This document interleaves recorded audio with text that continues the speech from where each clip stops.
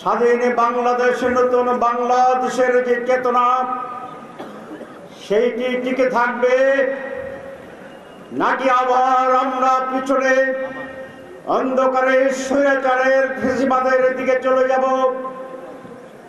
এই নির্ধারণী নির্বাচন হচ্ছে আগামী ফেব্রুয়ারির নির্বাচন। হাসনাত বলেছে এই যে বিপ্লব, আমরা মাথা উঁচু করে দাঁড়াতে চাই। একটি দল নতুন করে ভারতের সাথে আপোষ করে আবার দেশ শাসনের জন্য বাংলাদেশকে বিক্রি করে দিতে চায়। এদেশের মানুষ 4 কোটি যুবক এটা হতে দেবে না ইনশাআল্লাহ। আমাদের সরকার হবে দুর্নীতির বিরুদ্ধে জিরো টলারেন্স। কোন দুর্নীতিবাজ এই দেশের শাসন ক্ষমতায় থাকবে না। ভোগান্তি ভুলে চলে আসুন রিগালে। ওয়ারেন্টি সহ স্টাইলিশ কালেকশন নিয়ে রেডি রিগাল ফার্নিচার। এদেশের মানুষ চাঁদাবাজদেরকে আর ভোট দেবে না, দখলদারদেরকে আর ভোট দেবে না। গত 2 বছরে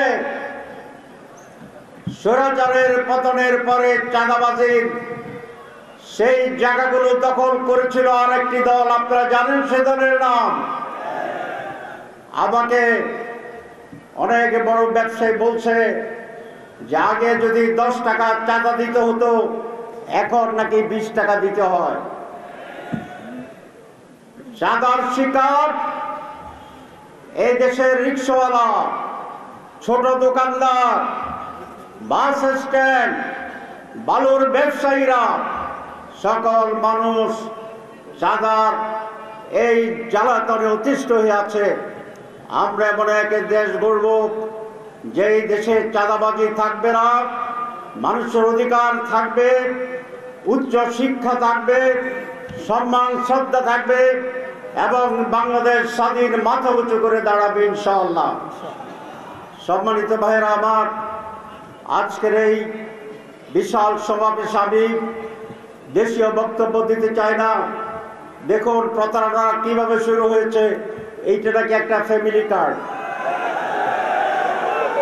এগুলো একদম ভুয়া, এগুলো ভুয়া।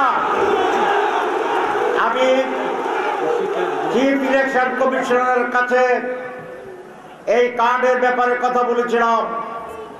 তিনি বলেছেন এটা বেআইনি, যারা কার্ড নিয়ে এরকম যাবে তাদেরকে আপনারা আটকাবেন। এখানে ওসি সাহেব আছে, আমি ওসি সাহেবকে বলবো এইগুলা আমাদের নির্বাচনী বিধি আচরণ ভঙ্গ, আপনি এগুলাকে অ্যারেস্ট করে তাদেরকে জেলে পাঠাবেন। এখন এই যে প্রতারণা করছে, এরা ইলেক্টেড হলে কি প্রতারণা করবে না করবে না?